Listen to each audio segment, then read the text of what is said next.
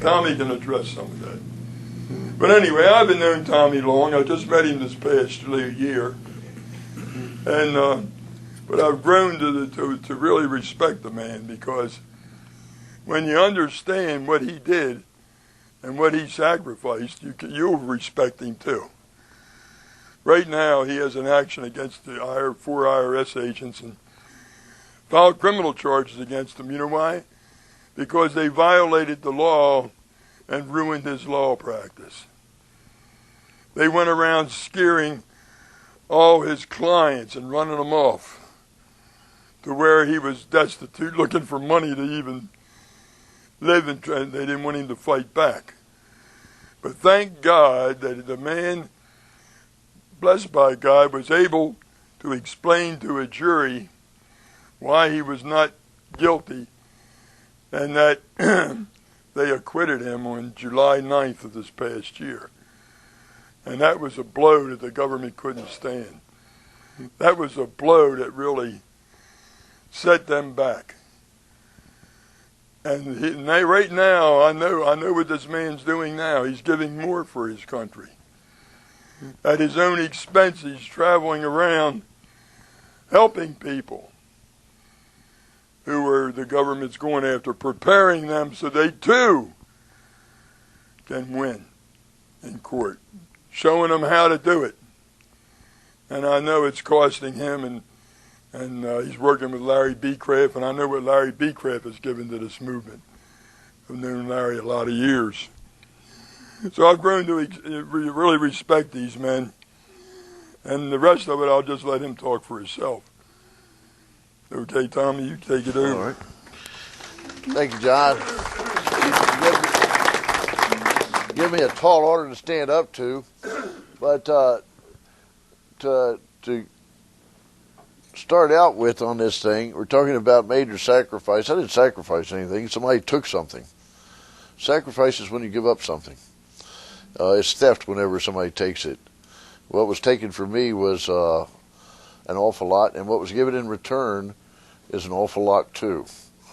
I lost my practice that I spent the last 35 years for. I still have the respect of my clients. I still have the trust of my clients. I've got clients that the first time I ever met them, or saw them, I didn't meet them, was in a box in a hospital nursery. And 25 years later, I'm getting them out of a bad marriage, or I'm getting them into a good adoption, or I'm handling their grandfather's succession for them and laying his affairs to rest. So, all of these things that were so rewarding to me over those 30 years, all these people that meant so much to me, and I miss them dearly. They still respect me. They still trust me. They still want the best for me, but they're frightened. They're scared to death of me. They think that at any moment, a 20 megaton explosion is going to go off, and they better stay out of range. The government shipped out, no telling how many, and we're in the process of finding out now, but we know of at least 29, probably about 50 that we suspect, but based upon other indications, probably more like 200 or 300 letters leaking to people that I was under the DOJ criminal investigation, that leaking a super secret, like what was it in Animal House, a double super secret probation, and the grand jury is a double super secret process. It's supposed to be secret, but they leaked it out in writing to probably hundreds of people. And all of a sudden, I became poison everywhere. I mean, no matter where I went, everybody just disappeared. And I didn't really know why. Several of my clients and several friends had called me and told me, hey, IRS guy came by and talked to me about you today. What did he say? He asked me if I had written this check for $10. Well, it was $40. I was in a little investment club, and I got the subscription to this investment newsletter on the internet, and I paid for it, and they reimbursed me. So that was what that was. So they inquired into that.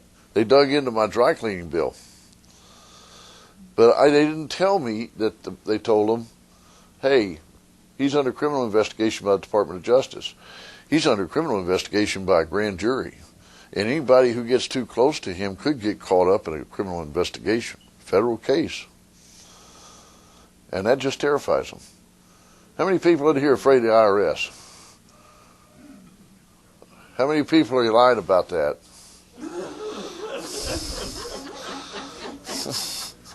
I'm terrified of those guys. I'm terrified of those guys. But, there's somebody that's a lot more terrifying to me. Not terrifying in a way that they're evil or bad or sinister, but in a way that, when I answer the IRS, I answer this month, I answer next month, I answer maybe next year, maybe even 5 years. When I answer to the government, I answer the same way. But 35 years ago, I raised my right hand, and I swore to uphold the law and the Constitution of the United States of America and the state of Louisiana. And I didn't make that oath to my second cousin. I didn't make that oath to the government. I made it to a much higher authority. And payback to that authority isn't for a month, and it's not for 5 years. Payback to that authority is for eternity. I couldn't go back on a debt like that. I got an email from a guy today, and what caused me to think about that, I get a lot of emails in every day.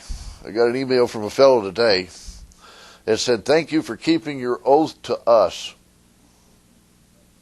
And I wrote him back, I said, "Well, I'm sorry to have to correct you on such a wonderful, kind note."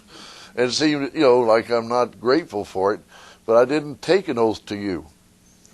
I took an oath to, I might have broken an oath to you. I might have gone back on that before I took on the IRS.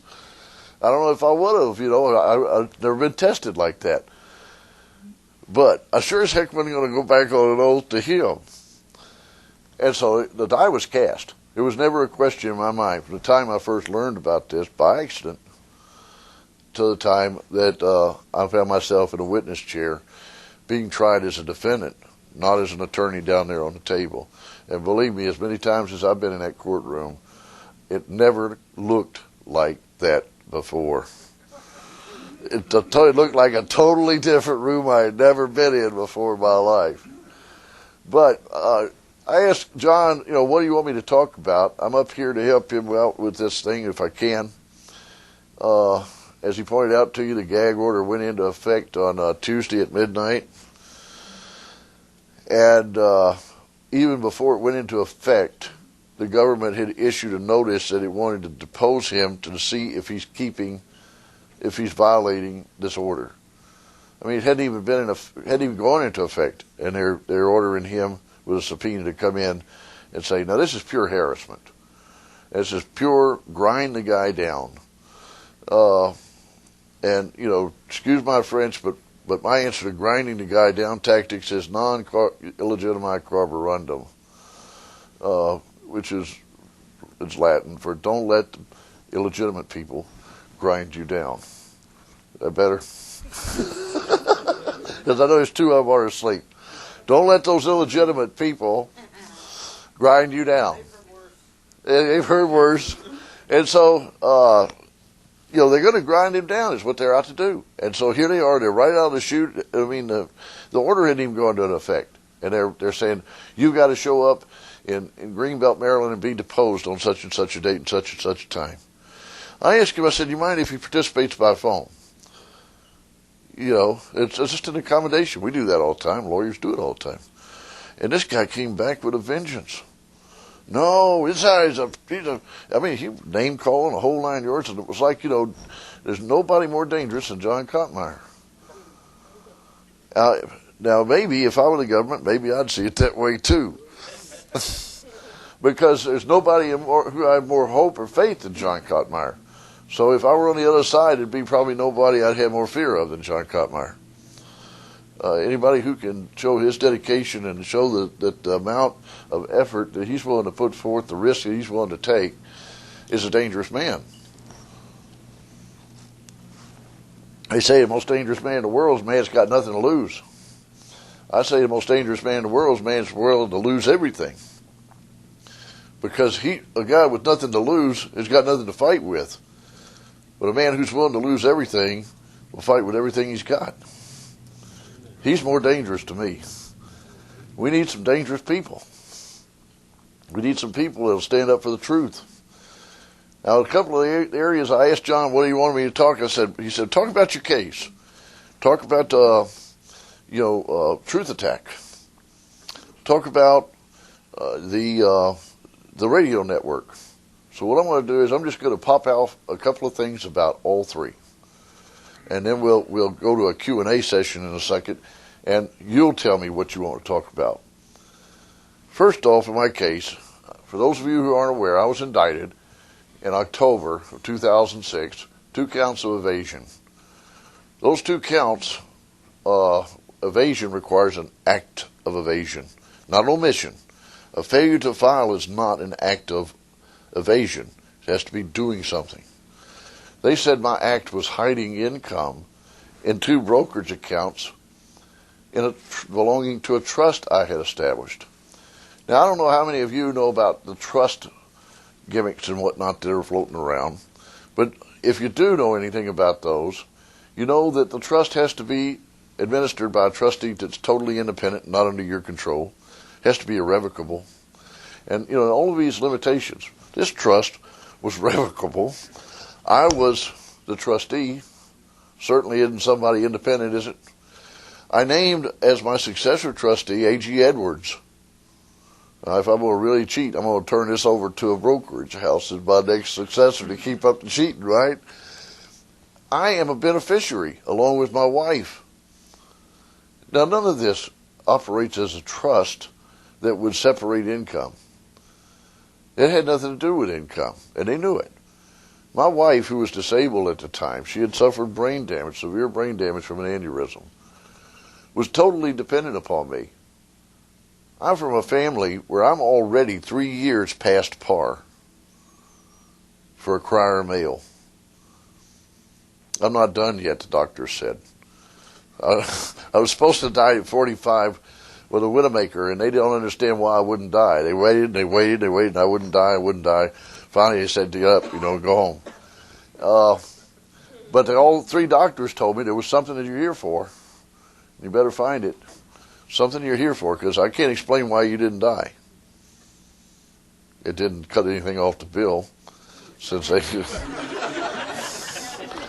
But, here I am. I'm running late, and my wife is dependent on me, and she's got a son that every time you see him come around, you see the fin.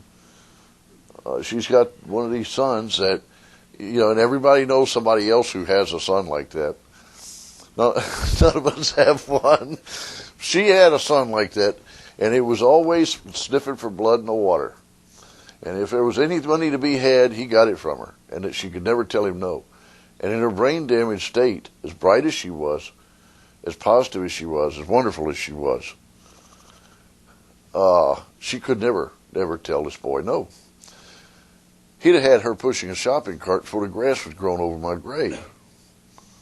So I set up this trust way back, 91, way back before I had any idea there was a problem with the income tax, other than the fact that it was a problem. So, they knew that this was cooked up. The funny part about it, or the part that isn't so funny, is how cooked up. And that's part of the criminal complaint I just filed. And that's part of what the Treasury Inspector General is really digging into. They came down from Little Rock, interviewed me. They're really concerned about this one. Perjury. Somebody had to walk in to that grand jury room and tell that grand jury under oath that I had income in that trust. The 2 years in question, that I had income in that trust for those 2 years and used it to hide. That trust, those brokerage accounts lost these are, remember 2000, 2001, the Clinton recession, when finally the brakes of the higher taxes kindly kicked in and shut the economy down, and then all of a sudden the market went crazy for several years. Well, that was 2000 and 2001. And whenever that happened, the first year, those accounts lost $8,000. Second year, those accounts lost $12,000. There was virtually nothing left. Now, somebody didn't do his homework, did they? Well, there are three answers to a question. Yes, no, and I don't know. And if one of them is true, the other two are false. And if the answer is I don't know, then yes or no. Either one would have been a lie, would have been perjury. Somebody committed perjury in that grand jury proceeding. And I called them on it. And I put together, I wish I'd brought it with me, I could have showed it off. It really was pretty. Spiral book, bound book, 150 pages or so. The last 75 pages or so were actual signed confessions, I call them, letters and memoranda of interview. These guys would go out and violate the law. That's a felony. When you disclose information you don't have to about a taxpayer, that is a felony. 5 years and mandatory termination. 5 years and mandatory termination. So whenever you get somebody going out doing these things and they do it verbally and then come back to the office and they write out or type out, I went over to Mr. Jones's house and I told him Mr. Cryer was being investigated by the Department of Justice for criminal, issues, and that there was a criminal grand jury investigation of Mr. Cryer being conducted. I committed this felony, and then I went over there and I committed that felony and signed special agent, very special agent, so-and-so. That's what they do.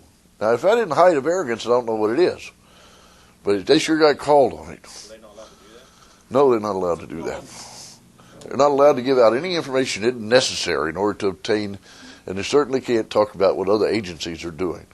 Any information that comes to them. And on top of that, the grand jury proceeding is, like I said, double super secret probation type secret. The grand jury proceeding is sacrosanct.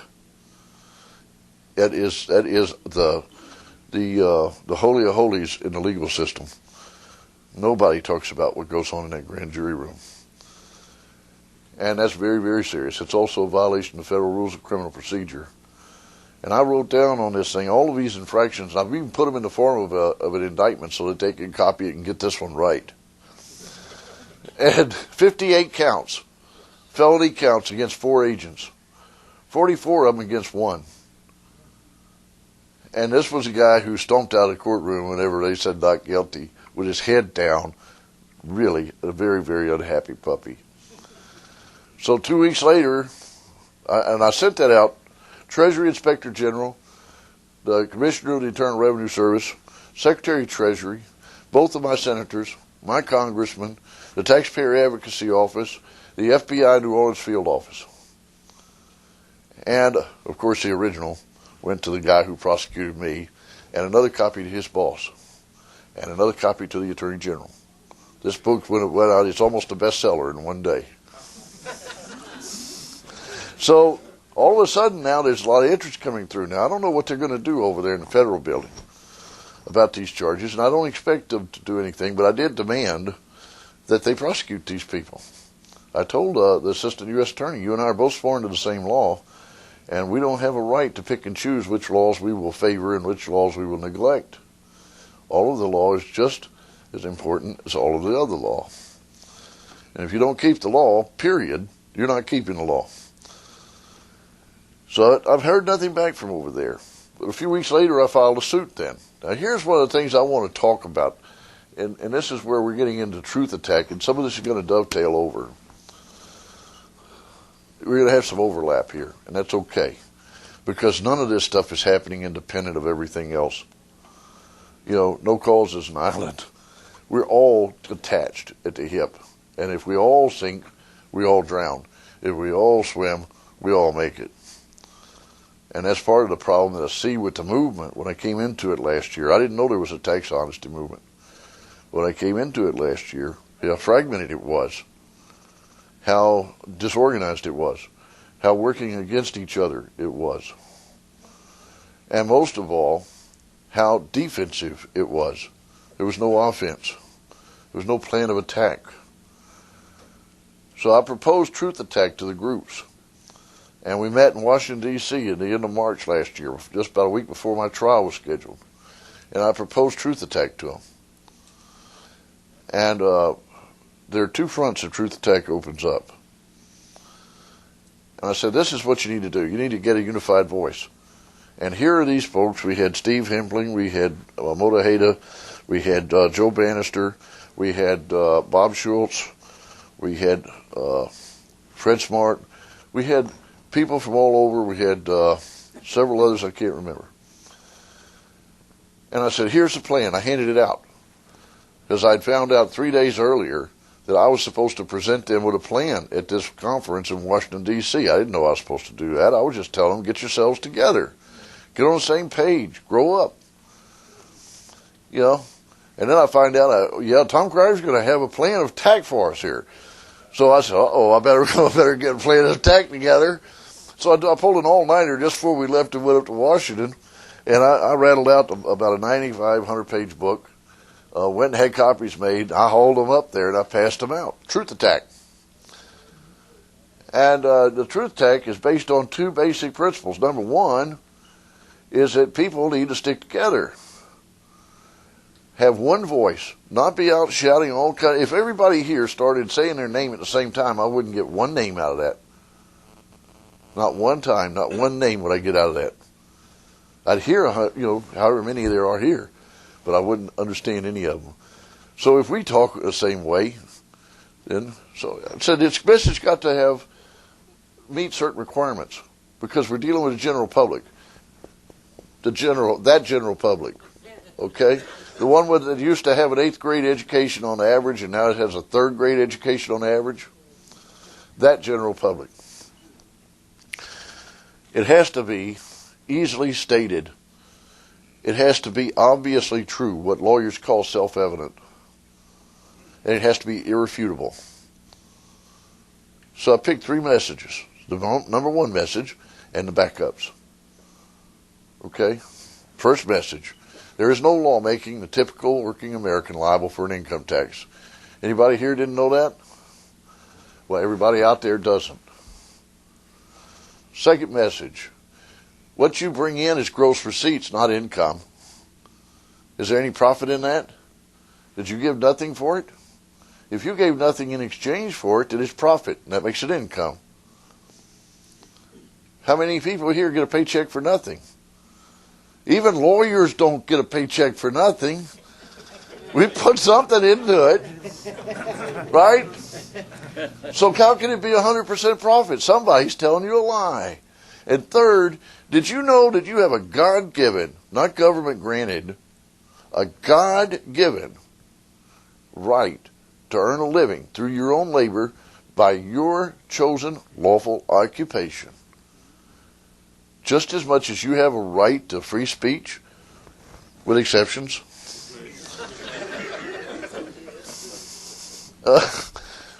Maybe your speaking is fire at the theater. You know what? Let's start a fire. We won't say it. We'll just start the fire. All right. And then you've got this right.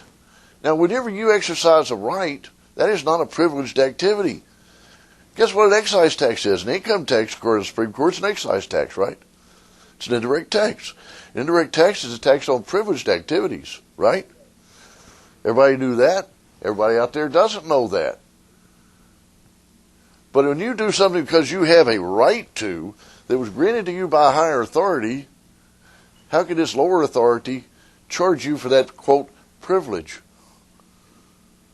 That's exactly what the Supreme Court told this state in 1819 when it said, no, Maryland, you cannot tax the national bank because it was created by a higher supreme authority, another sovereignty, and what one sovereignty has the right to create, another sovereignty cannot have the right to destroy. And the power to tax is the power to destroy, right? So, they can't tax your right. That came from another sovereignty, didn't it? They can't tax your rights. They can't tax your freedom of speech. They can't tax you going to church. They cannot tax your fundamental rights. And when you go to work in the morning, or at midnight if you're graveyard, when you go to work, you're exercising your God-given right to earn a living, to provide for yourself and your family, to better yourself. to make yourself happy by providing a happy standard of living to you and those you love. That's called the pursuit of happiness. And the Supreme Court has said that this constitutes the greatest part of that right to the pursuit of happiness. Because if you're not free to earn a living by any way that you choose, and you're not free in your labor, and you don't own yourself anymore, then you cannot be considered to be a free man, and you cannot be considered to be enjoying the freedoms that God gave us the moment that we opened our eyes. And by some, I think the moment that we couldn't even have eyes, that we were a two-celled organism, as I was once called a while back. And I wrote that back in a letter to the editor. As a former two-celled organism, I'm grateful that my parents chose not to kill me. But nonetheless, that's this idea of no offense was concerned to me. And I said, this is your offense. You've got to make people know these three things. They don't have to believe them. They don't have to understand them. They just have to know about them. If you're on a jury and you're going to try a man for disagreeing with the government, and you believe the government might be wrong, are you going to convict him? No way. No way. Well, you won't be able to see the jury that'll convict a man for disagreeing with the government, whatever. Everybody knows the government is wrong. Right now, everybody knows that the earth is flat.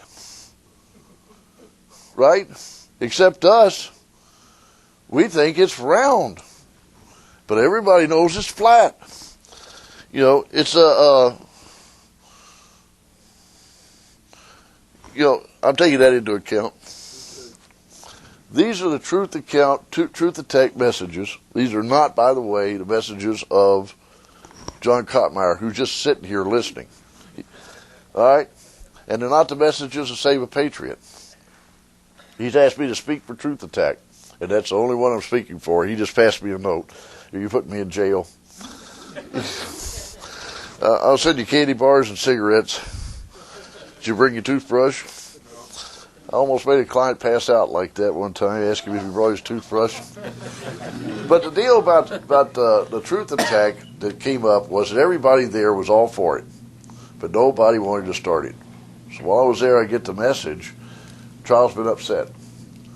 The government wanted a continuance, so there isn't going to be a continuance. They don't want to try it just before tax day after all. So here we got extra time. Gary Thomason has agreed to ride up there to keep me from falling asleep and driving in the ditch, because when I decided to go, it was too late to fly.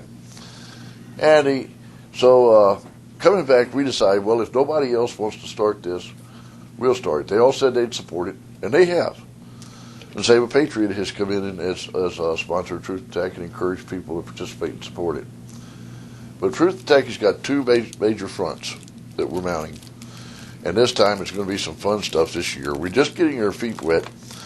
We were only launched last April. And we're just getting, started getting organized.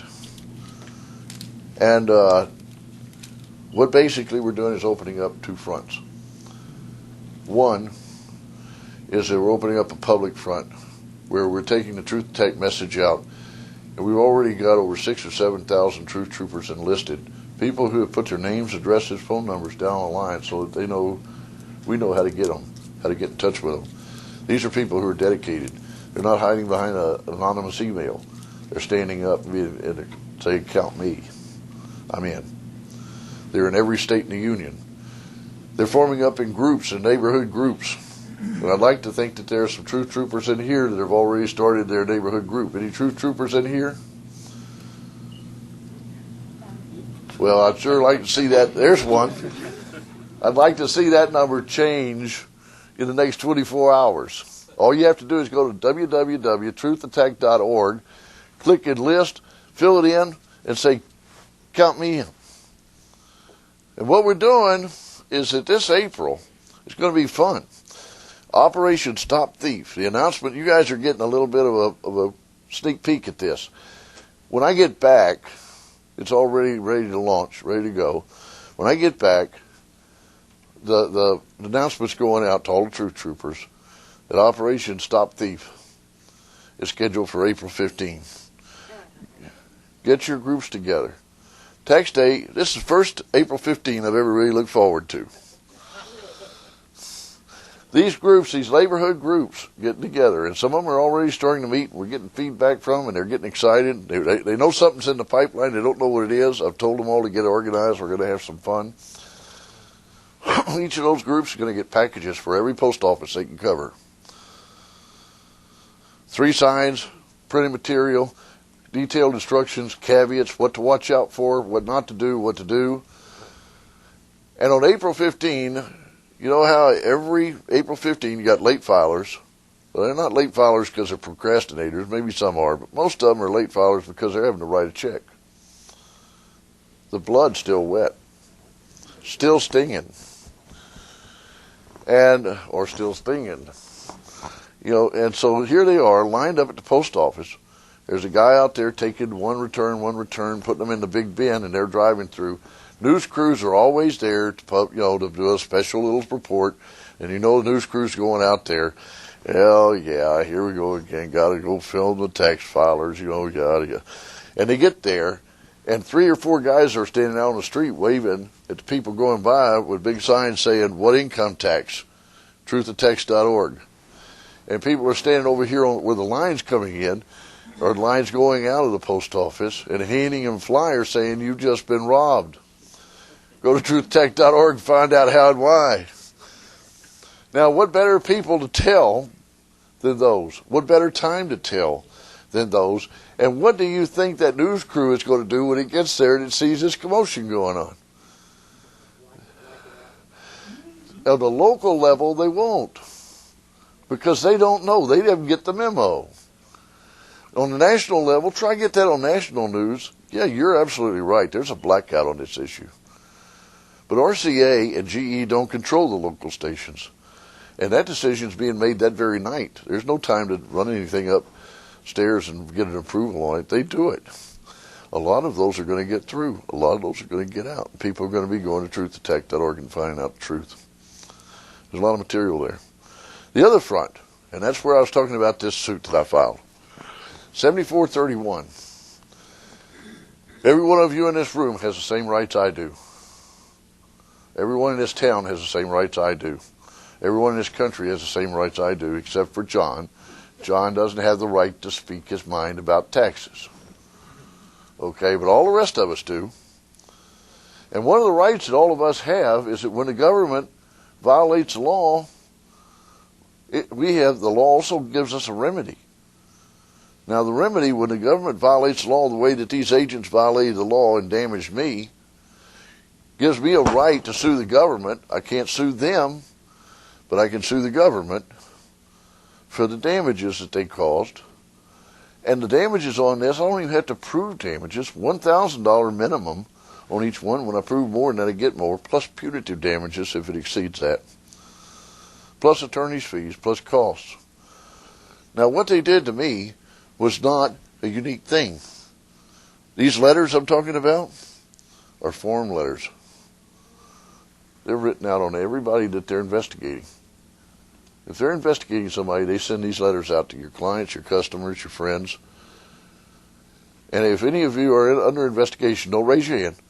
Any of you are under investigation, ask around if anybody's heard from them or received any letters. And if you do, get them. Because every one of those is a $1,000 bill.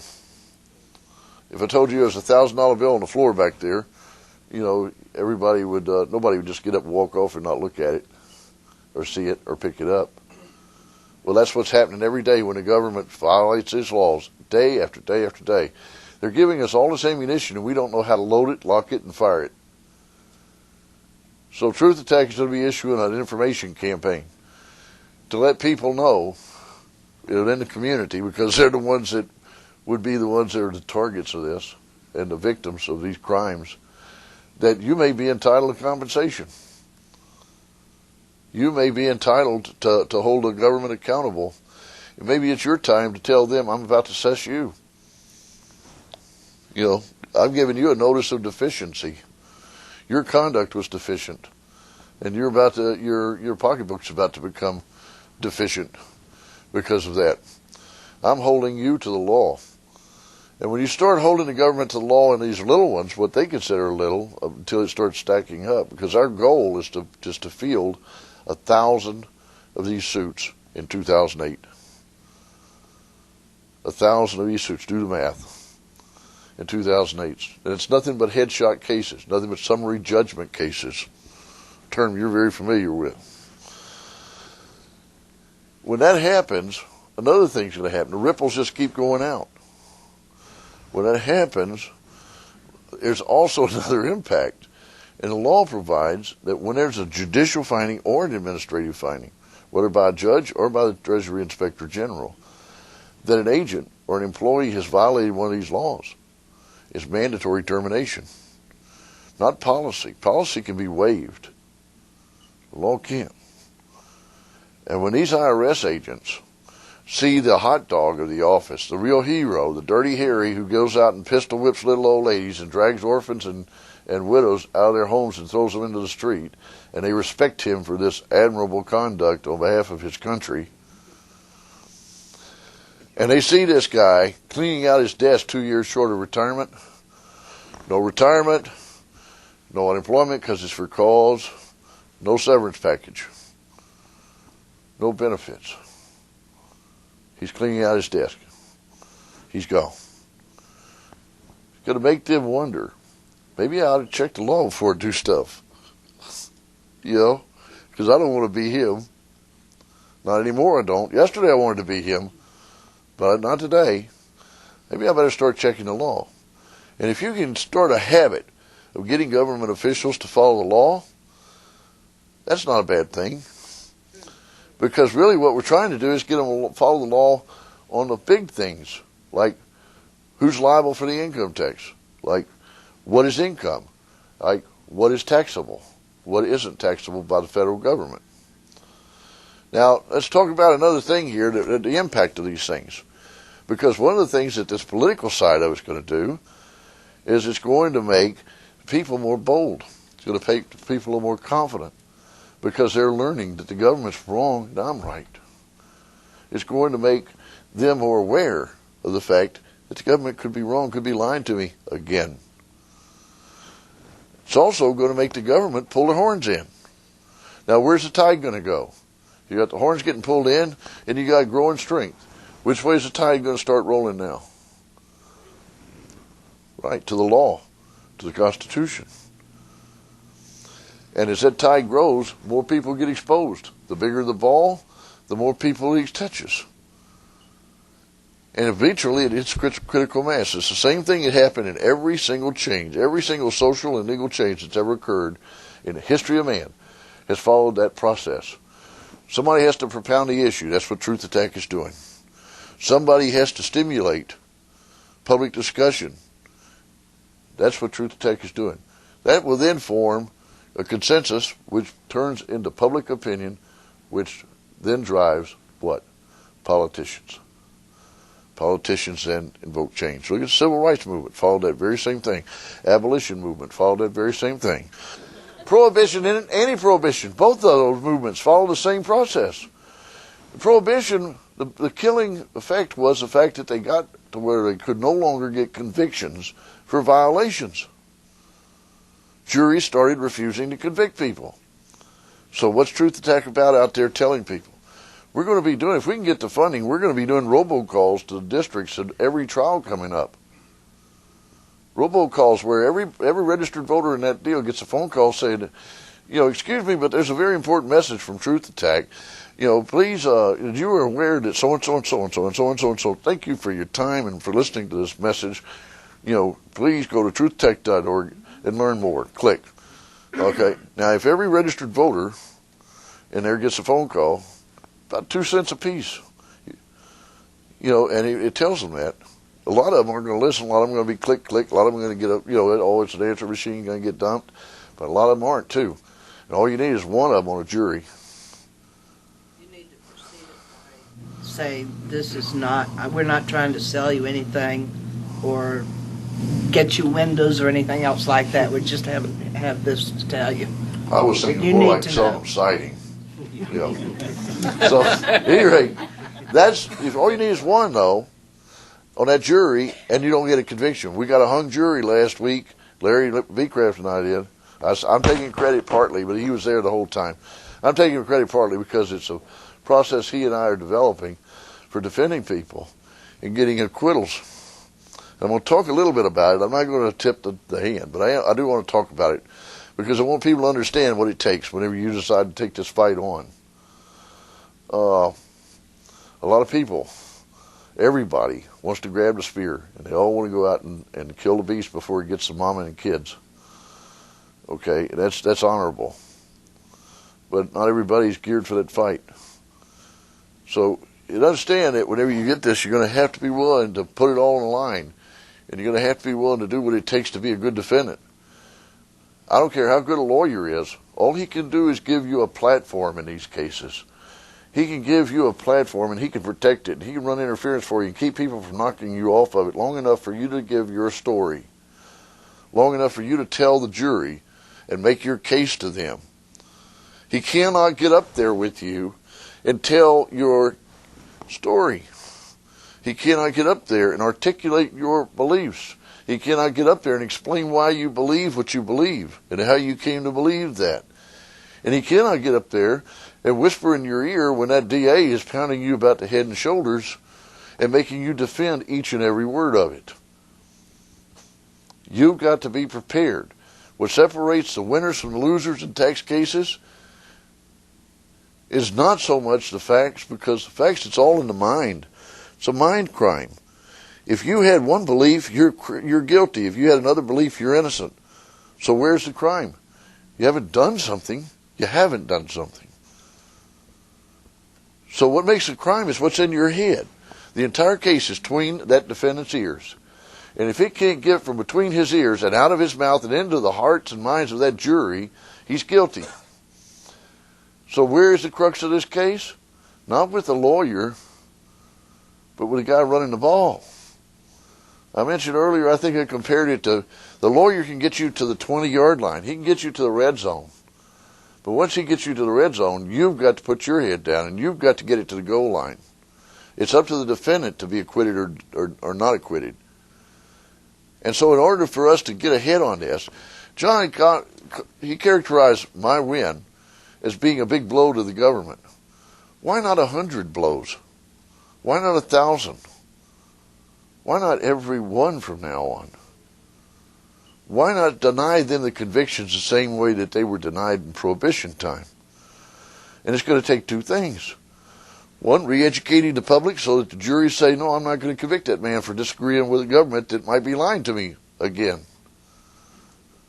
Right? The other side is to get that defendant to the point to where he can, make his case. Because a lawyer cannot climb up in his lap and make his case for him. It's going to be totally up to him.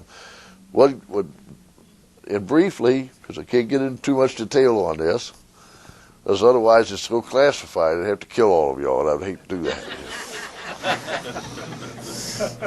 What we're doing is playing a tag team. I go in and I evaluate the case. I evaluate the client. We both evaluate the client. Larry and I both meet with him. We determine whether or not he's articulate enough, whether he's bright enough, whether he's a good candidate for a kill. Is he pleasant enough? Does he have too much stuff on his shoes? You know, has he been playing with things that he shouldn't be playing with, like the UCC stuff or the yellow fringe on the flag stuff, and what I call the tinfoil hat brigade? Is he got too much baggage? Can he pull this off? Will he work for it? And if we think that we've got a good candidate, we think we've got a guy who can win, we got a guy that can put his head down and get through that red zone and get to the end zone, then I go in and I evaluate the case. I go through all the materials with the guy. I identify what his beliefs are, being careful not to break any of them, even if they're wrong. A belief is a belief. Remember, it's all here. He doesn't have to be right. And I put together all the exhibits that are required. I put together this man's speech. I lecture him. I tutor him. I give him all the materials in order to understand his beliefs better. Because if you can understand them, then you can defend them. And then we work out how to take those pearls that we've all assembled and put them on a string that's called a story. If you just tell people fact, fact, fact, fact, you might as well be reading them a phone book. But if you make it a story, that jury will listen to it to the bitter end just to find out how it ends.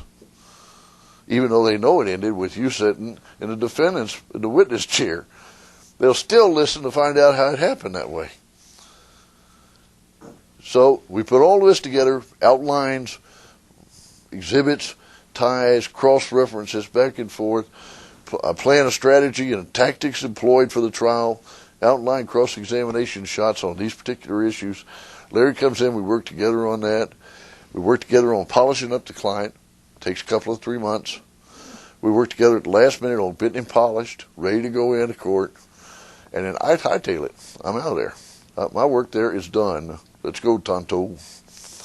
And Larry becomes the Lone Ranger, and he goes into court and he tries the case. Our first case, we've only had one that we've taken to fruition. Last week, hung jury.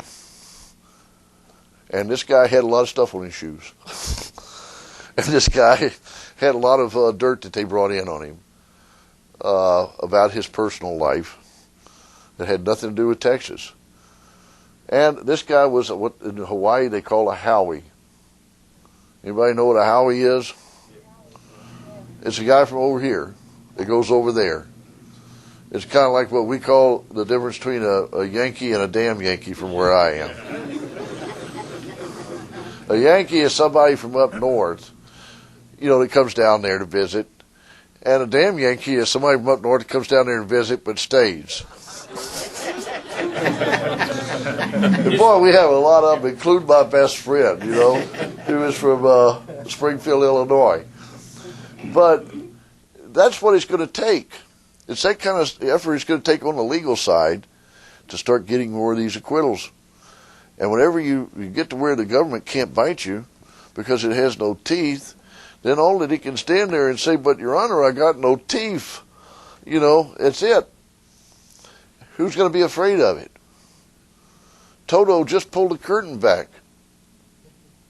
Pay no attention to the old man behind the counter, right? Or behind the curtain.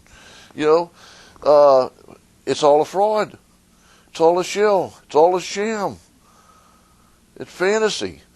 But they're using that fantasy to send people to prison. So that's why Truth Attack is going important. Now, why is Liberty Radio so important to Truth Attack? What the first mission of Truth Attack is to alter public perception of reality. Tough thing to do when everybody knows the earth is flat. They burn people at the stake for saying otherwise.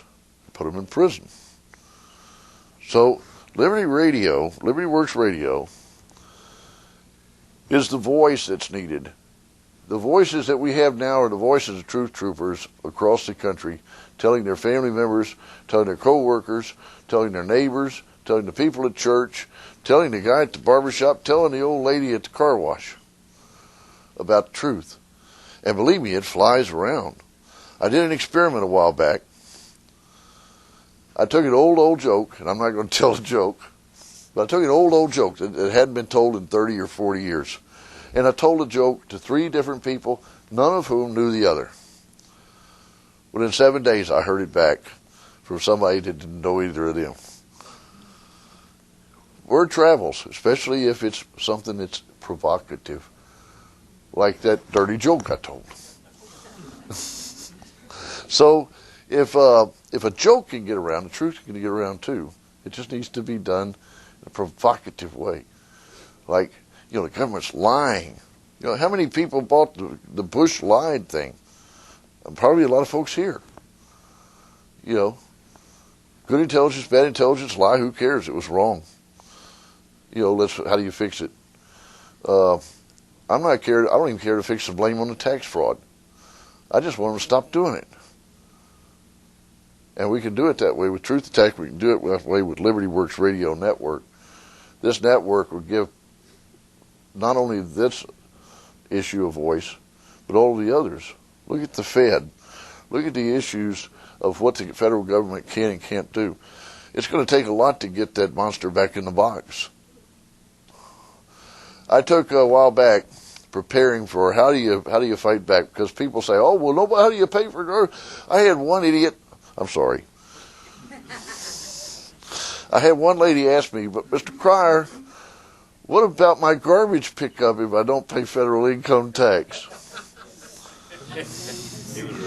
And what I wanted to say to her was, you idiot, But you got to remember, these people are at third grade level now. They've been dumbed down by 30 or 40 years of federally managed educational systems. And this lady obviously was not homeschooled. All right? So, here we are. So I was trying to be gracious, and I explained to her, look, federal taxes have nothing to do with your garbage pickup. They don't have anything to do with the street that goes in front of your house. They don't have anything to do, supposedly, with a school that your kids go to, or the one that I guess you went to. Also, they don't have anything to do with all these issues. As a matter of fact, if you were to take the budget and the Constitution and set them side by side and connect the lines, draw the lines, you could see those in school, connect the two, right? You draw lines and test. They still have those? Like connect green to green. And so this was what I played the game, just like that one. But lo and behold, there were all these segments over here, these department heads, and I couldn't find any place to connect them to over here in Article 1, Section 8, or any of the enabling clauses of the constitutional amendments. I mean, I looked all over. I couldn't find any way to connect Department of Education to anything. Can you? I couldn't find a way to connect Department of Agriculture to anything. Can you? Are you going to tell us how to grow our victory gardens? Are you going to tell us, how much our cows can belch? Global warming. It's what's the federal government got to do with any of that? Look at what they've got powers to do. I did took those things that I couldn't find a power to do, just department heads. Now inside, there's got to be a lot more down underneath the skin, but just on the top, the department heads themselves. And I moved them into a third column. Totaled them up. Anybody want to take a guess? No, what percentage of the budget I added up on things that the government hadn't got any business spending in the first place?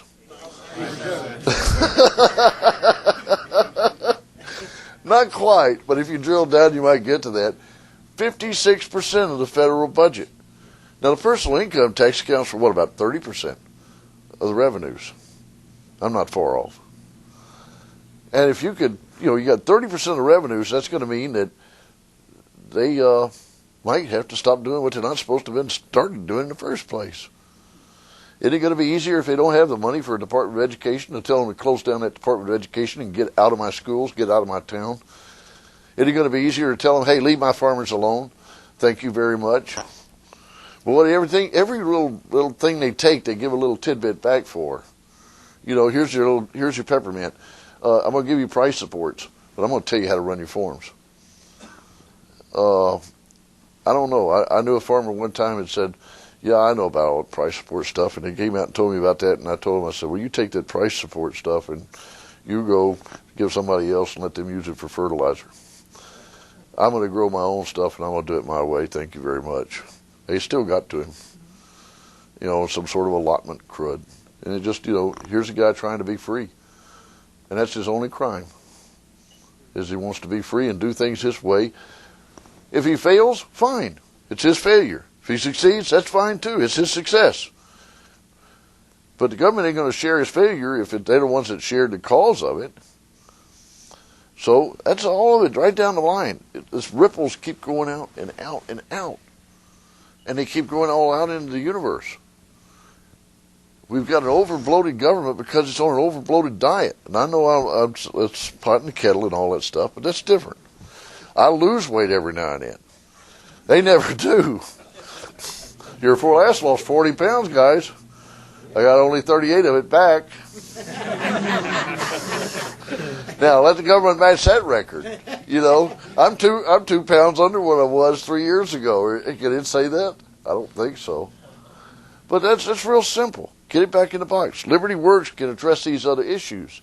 Education, streets, highways. Quit telling us, how to run our lives. Quit telling our legislatures how to vote. That's supposed to be our job. See, a lot of that 56% goes back to the states. Oh, hallelujah, we're getting free money. Free my... What? It's not free. It came from us.